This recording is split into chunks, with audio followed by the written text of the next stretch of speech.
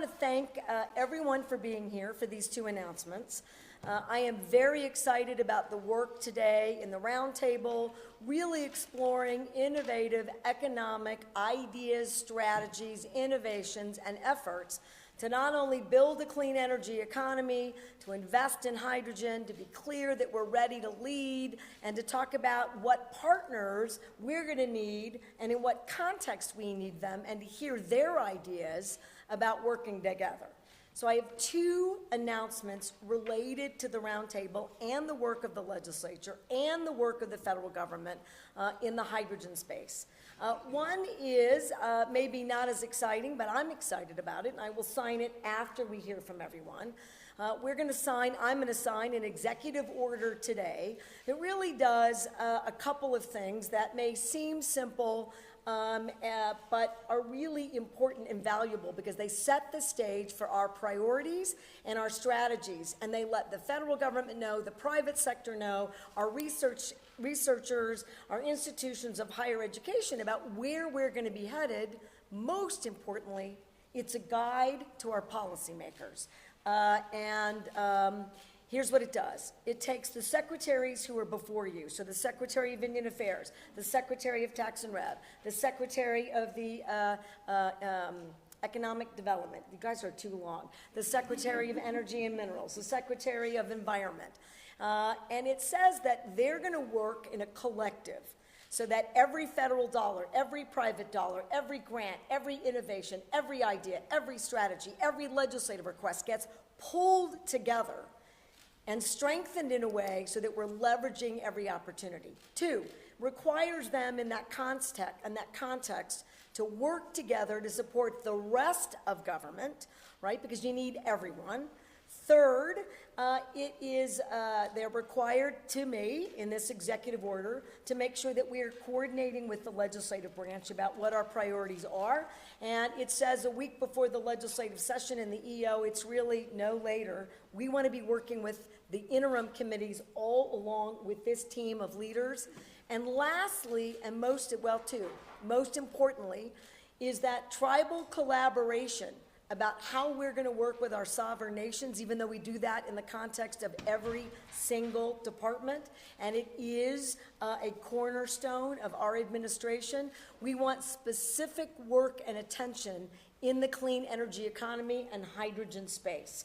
That is critical to us. It's going to be critical to the Biden-Harris administration. It's going to be critical to Congress. And quite frankly, many of the companies and innovators who are interested in New Mexico want to know that our equity footprint and our efforts in terms of self-determination are clear and valuable.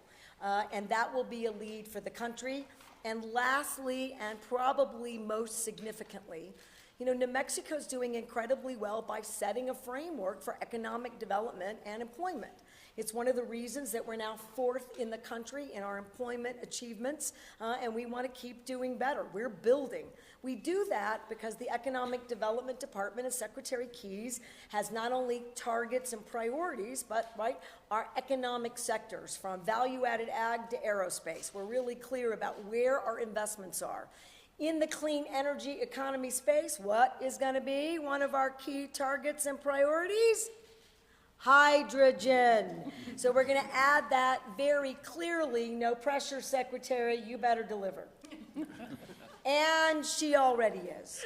Because the second announcement today is a LEDA deal, and you're going to hear more about it, but I'm going to steal the thunder. That's what governors do.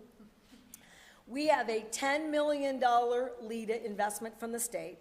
You'll hear more about the partnership with the city of Albuquerque, which is critical in this space, because the company, Universal Hydrogen, will be located near the Sunport in Albuquerque. We're talking about 500 jobs with the potential to have a $700 million impact in this community, with early targets in the tens to hundreds of million dollars before that. And what do they do?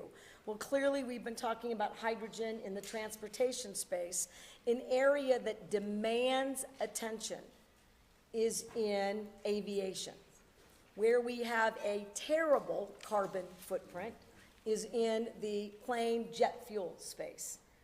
This is a company that is going to deliver through New Mexico, our innovators, our employees, our leadership, our investments, our partnership, a net zero footprint in aviation. Again, placing New Mexico as one of the top leaders in this space around the globe. And I couldn't be more excited to steal your thunder and to lean in to that exciting announcement. Now, I know that the secretary is going to introduce other speakers, but that's why I get to go first. And I also want to thank the legislators who are here, because without the work in the hydrogen hub and without their dedication on the MOU with the other states, and without a really clear, I hope, that where 4 other states said New Mexico should be and will be the lead, is an indicator to the rest of the country. Other states and other governors, bipartisan, see New Mexico as leading on this new frontier. So I'm very delighted and excited today, and I'm looking forward to hearing the other comments and then answering questions. Thank you.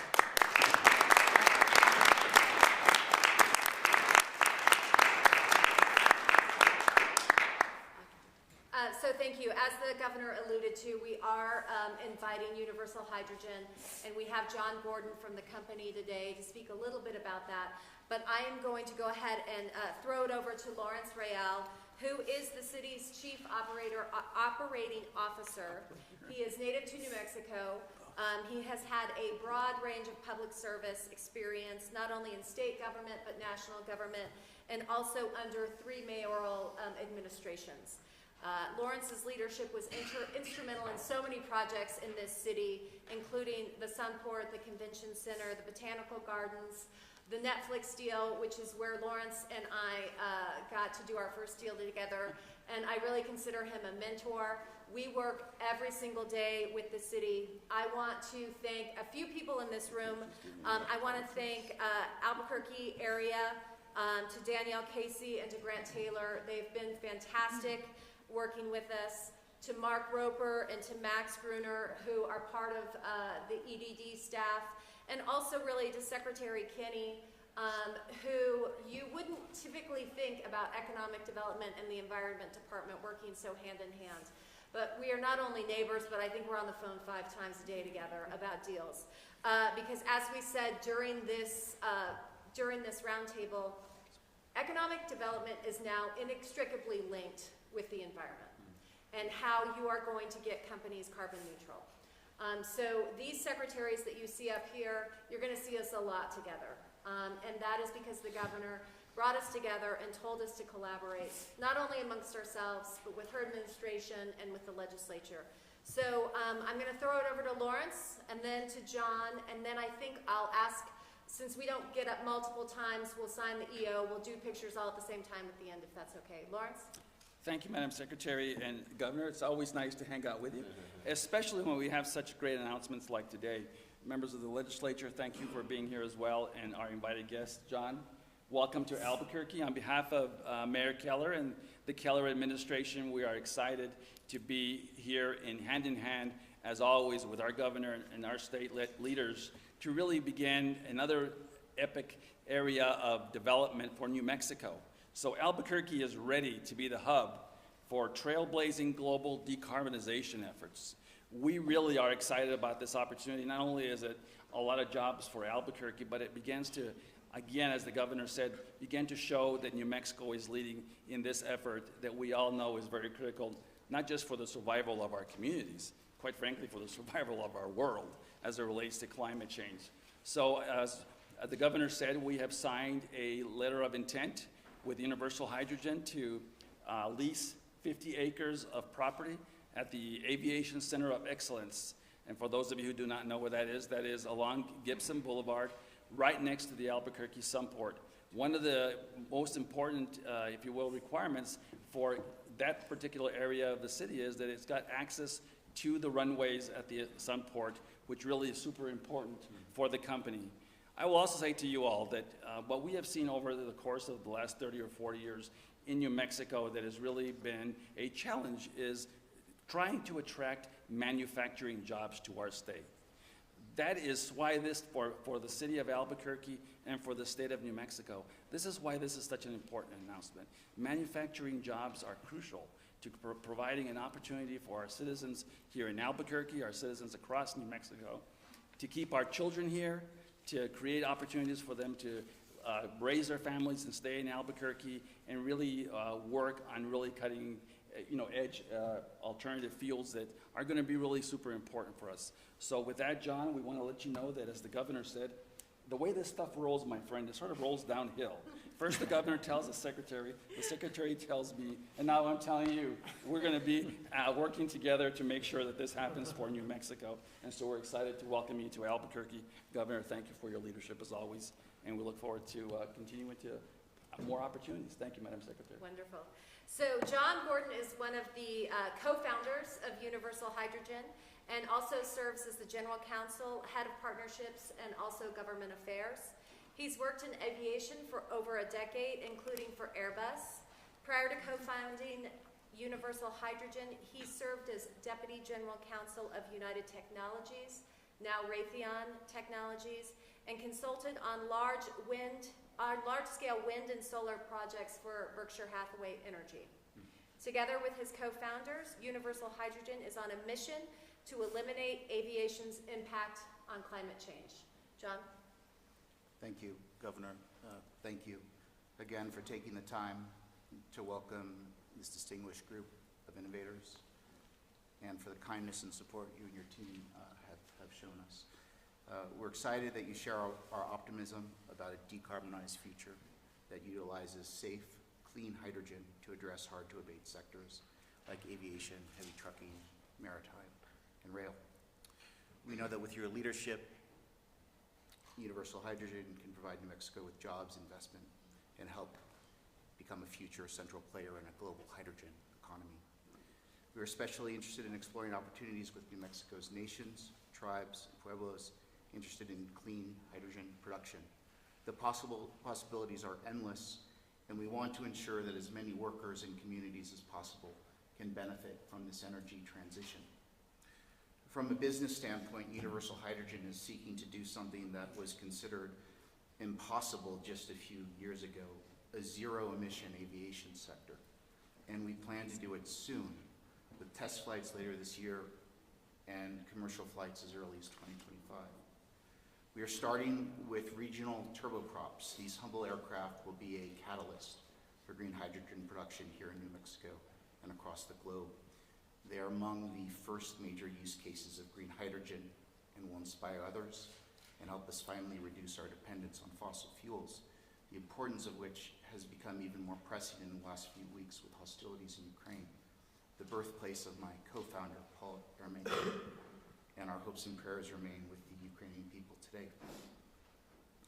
We have always had a broader vision for our company, that's why we called it Universal Hydrogen, to support decarbonization of larger aircraft, including commercial jets, as well as maritime, heavy trucking, rail, and other sectors ripe for decarbonization of clean hydrogen. We will enable this all with our modular capsule solution, which allows us to strategically source hydrogen at the place of production and deliver it to airports all over the world via electric trucks and other zero-emission vehicles. This solution eliminates the need for trillion-dollar infrastructure, fleets of vehicles, pipeline storage, and specialized equipment. This is an infrastructure that would take decades to build, and frankly, we no longer have the time to build it if we're going to come close to meeting Paris Agreement targets. Our capsules are not simple containers. They are highly advanced composite vessels, the first of their kind, embedded with sensors and other safety measures that ensure the safe delivery and use of hydrogen throughout their life cycle. And these capsules will be made here in New Mexico by the highly skilled technicians that we employ and help train. These technicians will not only be at the forefront of the hydrogen economy, but also composites and advanced manufacturing techniques. They will be the manufacturing workforce of the future. This workforce here in New Mexico will be putting us solidly on a path to a zero carbon economy. And that is something that we can all be proud of. Governor, with your leadership and support, as well as the support of Secretary Keyes, Mayor Keller, Senator Heinrich, New Mexico is poised to become a vital facet of this important mission. And it is a mission that is close to my heart. It is a mission that was inspired by my then 7-year-old son, who said, "Daddy, can you build a plane that doesn't pollute the environment?" That's cool. And we are on the cusp of making that dream a reality with your help and support. I thank you and the people of New Mexico with all my heart.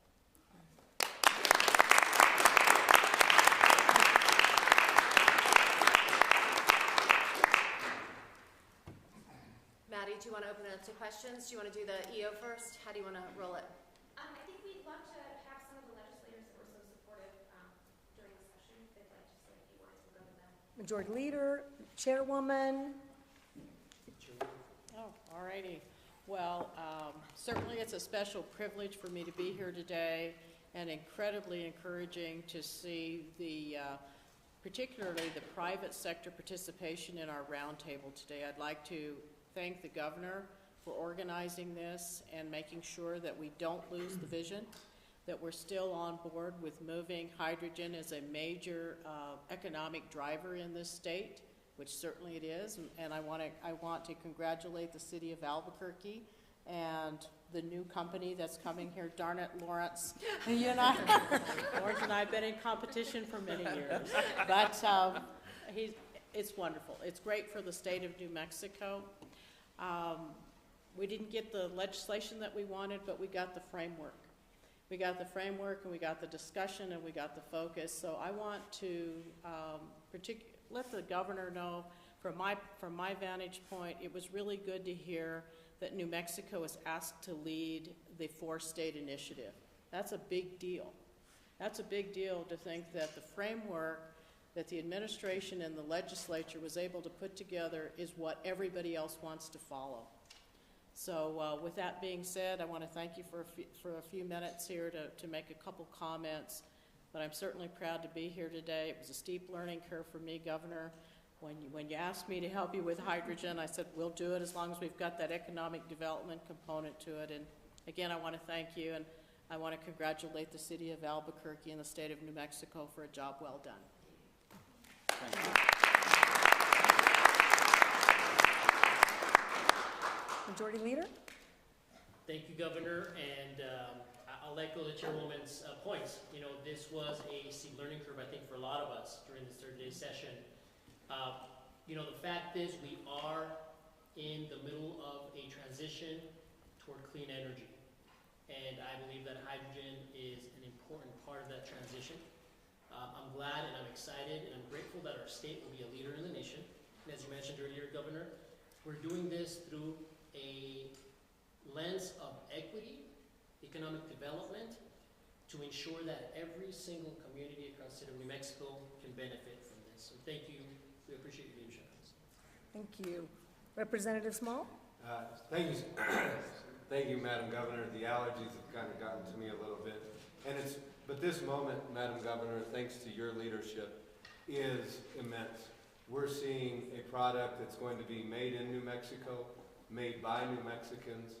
The income and benefits for these jobs going to support New Mexico families, that literally leads to a cleaner, safer, more secure, more livable world. There is nothing stronger, Madam Governor, than convening the incredible group of private sector, legislative, academic, and other leaders that you've done here today with this announcement. We, Madam Governor, have a unique opportunity in New Mexico to put New Mexicans to work, to utilize New Mexico's incredible history in innovation, technology development, and just plain hard work to help power not only our state, but our country and our world in a clean, safe way. And this day is a strong step forward, and I am so proud to be part of it. Thank you very much, Governor. Welcome. Representative Dixon, who did an astounding job, if you heard her debating these issues and providing incredible leadership in all of our learning curves about hydrogen.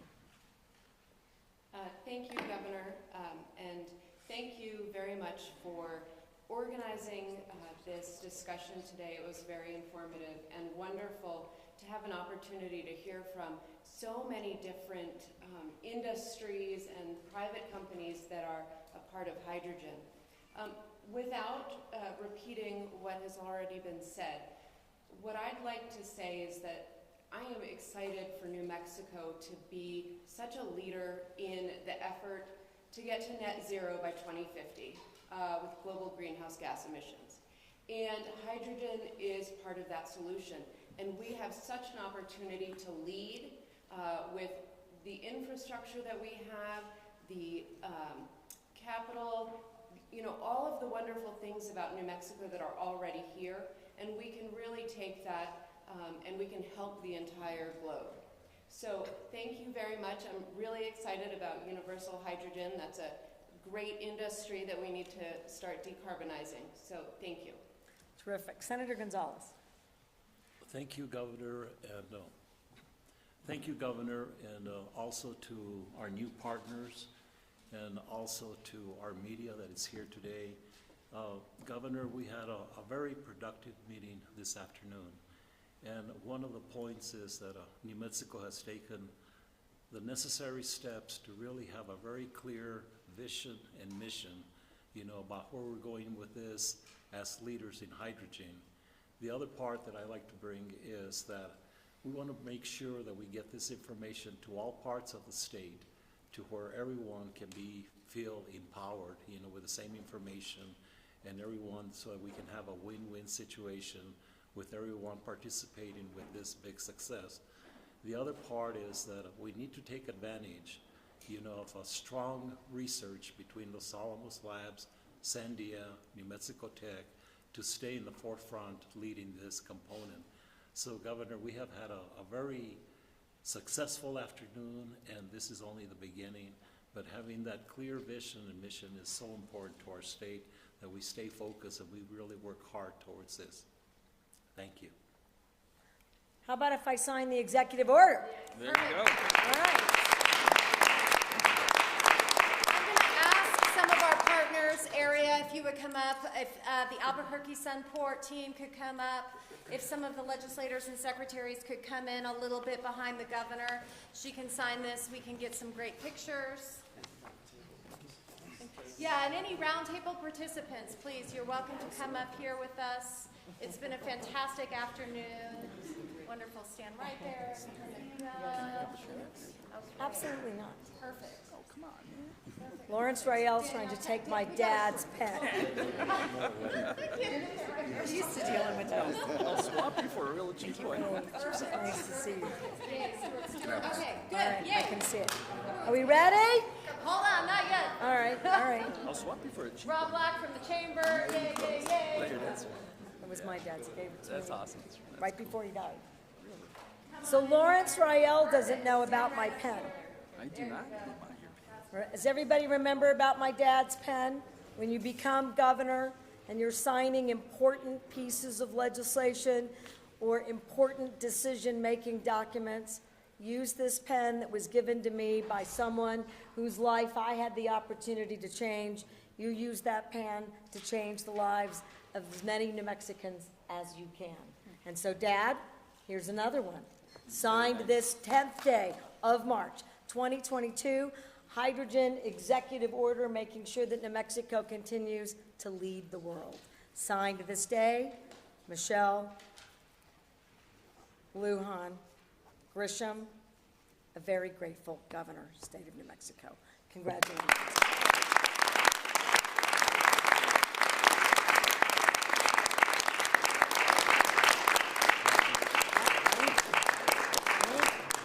Thank you. Congratulations. I might also point out before we take questions, I don't get to sign executive orders and I don't get to introduce great new companies without the investments that the legislature makes in the Local Economic Development Act.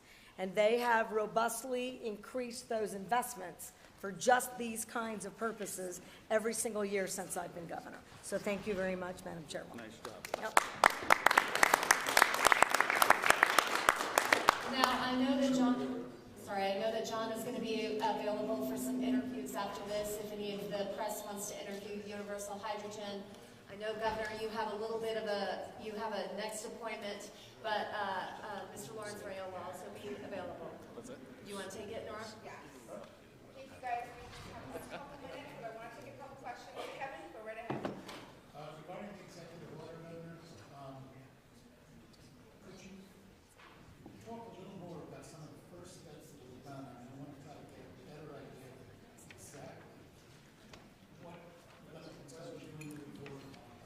So Kevin, the question is, what does this executive order do? What will be the first steps? Businesses want predictability. Policymakers want to know what the roadmap looks like. The very first thing they will do is think about ways that they're going to coordinate with our committee that's going to support the Memorandum of Understanding, which is all of the states' folks together. They're going to begin to provide a detailed, you're welcome, outline and set of recommendations to me to present to the federal government and to also provide to the private sector. And third, they're going to make sure that any of the things that need to be done in the interim, that includes whether or not we need research, all of the potential tax incentives that we would present to the legislature. The sooner we get that done, the quicker you're going to have some competition. And that's exactly what we're looking for, is having more companies included in the space. That's the reason I have an executive order that tells the cabinet and the rest of state government, I want this priority to get the attention it deserves over the next coming days, weeks, and months. Thank you, Governor. Kai? Governor, two quick off-topic questions, if I could. As you've probably heard by now, there are calls from both Republicans and Democrats for an extraordinary session to override a veto of the junior bill. So what is the response to the calls for this, and what would you say to lawmakers that want to override a veto? Second is about House Bill 68, this crime package bill that you signed yesterday. You didn't get everything you wanted in there, notably rebuttable presumption and enhancements for second-degree murder. So why not call a special session, just as you did for recreational cannabis, to get some of those crime initiatives that you wanted, they were either killed or watered down, across the finish line? And do you think the bill that you signed does enough to really make a difference with violent crime in our community? Until public safety issues are completely addressed statewide, and until every single New Mexican feels safe in their home and community, we aren't doing enough. That has to be the framework for our work.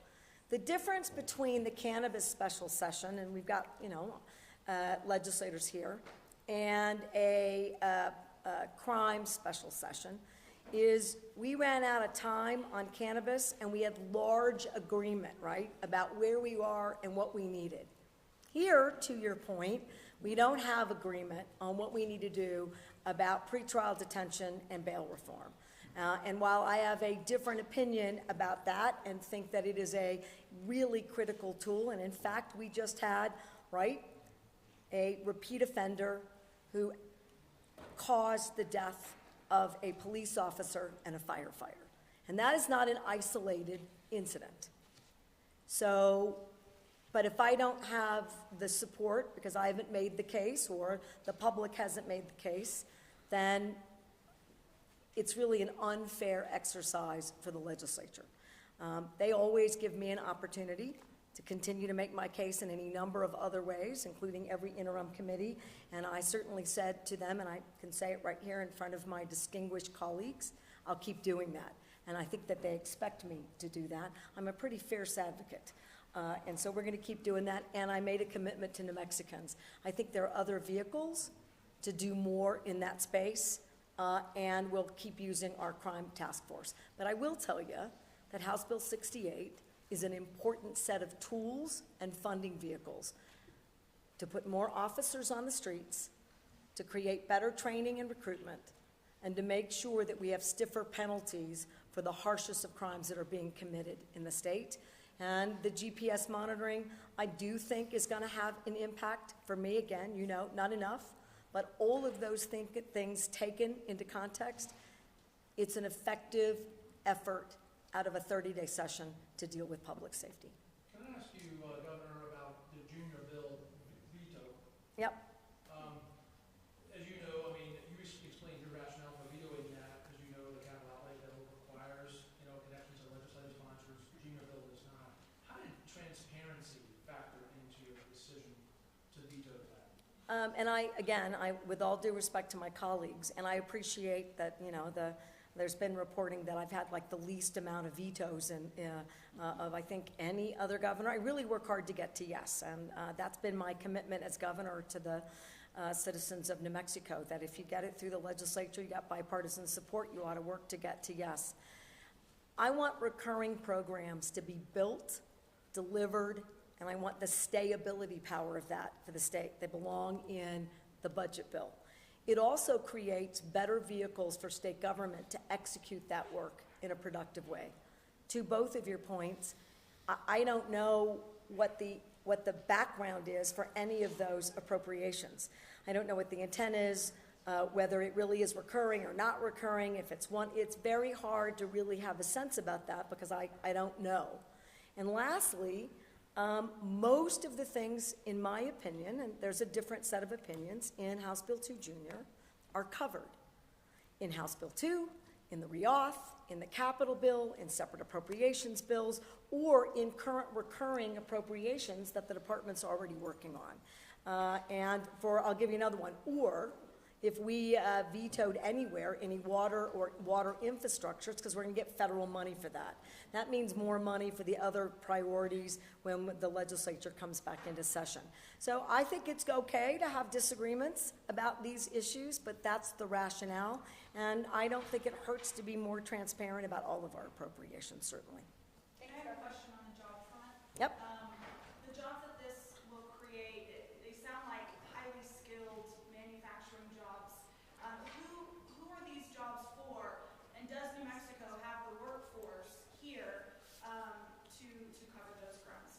I want to take one stab, and then I'm going to go right to the expert who's going to have to make all of these very generous offers to capable, outstanding New Mexico workers. We have 80,000 open jobs currently. The economy in every sector is booming. It's a problem that it's a nice problem to have, that we have sufficient employment opportunities. Unemployment continues to drop in the state, and I expect that it will continue. And I'm grateful and excited that we are on the right track with doing that. We got a global workforce issue. We're going to have to recruit people into the state. We're going to have to make sure that our college graduates, 2-year, 4-year, and they're now all going to school, are ready to go. You're going to have to work with us to make sure that the training components, as early as possible, are being delivered so that you've got a steady stream of New Mexicans. And now you can take it away. Yeah, I mean, we're here because of the quality of the workforce and the quality of the education system. That was priority number one in selecting a location. I think that the applicants are there now, but we are going to do aggressive training because a lot of these jobs, they are new jobs, but I think that's what makes them exciting jobs, because they're going to be the jobs of the future for us and for the other innovators here. Thanks, Governor. Susan, one second, Caleb. Governor and Secretary, we heard a lot during the session, environmentalist concerns about hydrogen. Anytime you mention hydrogen, things would go through the roof. So tell us a little bit about how you plan to balance those concerns going forward so it's not perpetuating our reliance on fossil fuels. Well, two things for me, and if anybody else wants to weigh in, including the Environment Secretary, I would guess that there's not a single person in this room that doesn't wish that we don't need a transition of any kind. It would be very easy if the technology and the innovations were immediate. They're not. And in the session, to the credit of the legislators, they invited, and I think did a very effective job in those debates, not that there was always agreement, but to ask our environmental experts to help create, the framework for what companies we want here most, who are the cleanest, have the best technology and proven track record to have the lowest carbon intensity. In 30 days, that's tough to come to that agreement, but that doesn't mean that we're not dedicated to continuing that effort and to take that advice. So just not getting a bill upstairs or not having it all embedded in the funding vehicles doesn't mean that we didn't hear the environmental community, and it doesn't mean that we aren't interested in making sure that we hold accountable every single company, that we want you to be better than green, the lowest carbon intensity possible. And so I heard that loud and clear. I'm dedicated to that purpose. That's why we want to keep working with the other states to incentivize and attract those kinds of companies. And I think that's the expectation, particularly of the legislators here. Am I wrong? That's correct. That's right. And they're going to hold us accountable. Am I wrong? No. You never do. Yep. And they should do that. So fair question, but not having a bill that's up does not mean that we've lost our concern or our appetite for working directly with the environmental community, who put New Mexico in a position to do so well, not least of which by our methane rules and related regulatory components. One more, and then I know I gotta go. Thank you. Governor and Mr. Gordon, quick question for you on the job front as well. So what priority, if any, will be given to qualified New Mexicans for these jobs that are going to be available in universal hydrogen? And can I go, you can't get an investment from the state unless you're hiring New Mexicans. And we will, and I've got, it always sounds so harsh. Like, yay, we have a new company. Oh, you're gonna be in a lot of trouble if you don't do all of this work. But it's a partnership. We invest, we believe in them. We think they're an incredible company. They believe in New Mexico and New Mexicans, because they can't be successful unless they're hiring New Mexicans. And so I'm gonna turn to you and to even Secretary Keyes, but that's a requirement in this partnership. You don't get local economic investments unless you're hiring New Mexicans. She said we couldn't, so I don't know. I don't understand the question.